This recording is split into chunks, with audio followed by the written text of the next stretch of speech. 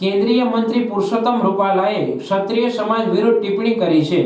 તે બાબતે માણાવદર તાલુકા રાજપૂત સમાજ દ્વારા મામલતદારને આવેદનપત્ર પાઠવવામાં આવ્યું હતું। આ આવેદનપત્રમાં જણાવ્યું હતું કે તાજેતરમાં રાજકોટ મુકામે શહેરી વિસ્તારમાં ખાસ સમાજમાં ચૂંટણી પ્રચાર અર્થે ગયેલા રાજ્યસભાના સાંસદ અને મંત્રી શ્રી પુરુષોત્તમભાઈ રૂપાલાએ તેમના પ્રવચનમાં રાજા મહારાજાઓ તથા ક્ષત્રિય સમાજ વિશે તથ્ય વિહોણી અભદ્ર ટીકા ટિપ્પણીઓ કરી સમગ્ર ક્ષત્રિય સમાજને મૂલ્યવિહીન, ક્ષાત્રત્વ વિહીન, હિન્દુત્વ વિહીન દર્શાવવાનો જે પ્રયાસ કરેલ છે, જે ઇતિહાસ સાથે સુસંગત નથી।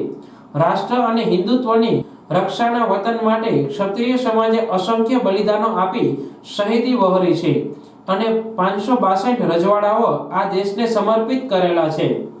આવી સારી ઘણી બાબતોની ઘોર ઉપેક્ષા કરી છે, જેથી અમારી સમગ્ર ક્ષત્રિય સમાજની લાગણી દુભાઈ છે, જેથી પુરુષોત્તમભાઈ રૂપાલાનું રાજકોટ લોકસભાનું ઉમેદવારી પત્ર રદ થાય તેવી અમારી માંગણી છે। મારું નામ ઝાલા કુલદીપસિંહ, ગામ ચુડવા। માનનીય પુરુષોત્તમભાઈ રૂપાલાજીએ જે રાજા રજવાડા વિશે જે અભદ્ર ટિપ્પણી કરેલ છે તેના વિરુદ્ધ માણાવદર તાલુકાની તમામ રાજપૂત સંસ્થા વતી આજે અમે માણાવદર મામલતદાર સાહેબને આવેદનપત્ર આપ્યું છે અને અમે સરકારને વિનંતી કરી છે કે વહેલામાં વહેલી તકે પુરુષોત્તમભાઈનું ઉમેદવારી પત્ર એની ટિકિટ રદ થાય, એની જગ્યાએ બીજાને ટિકિટ આપવામાં આવે અને ભાજપ સાથે કોઈને કઈ વાંધો નથી। માત્ર ને માત્ર પુરુષોત્તમભાઈએ જે આ ટિપ્પણી કરી છે એટલે વ્યક્તિ સાથે વાંધો છે, એટલે વહેલી તકે પુરુષોત્તમભાઈની ટિકિટ રદ કરો, એની જગ્યાએ અન્યથા ગમે ને ટિકિટ આપો। આ તકે વિક્રમસિંહ ચાવડા, પૃથ્વીરાજસિંહ ઝાલા, ઉપેન્દ્રસિંહ ચુડાસમા, હરેન્દ્રસિંહ ઝાલા, ભરતસિંહ ચુડાસમા, કુલદીપસિંહ ઝાલા, પૃથ્વીરાજસિંહ, પ્રવીણસિંહ સહિતના રાજપૂત સમાજના આગેવાનો ઉપસ્થિત રહ્યા હતા। મારું નામ પૃથ્વીરાજસિંહ મંગળસિંહ ઝાલા।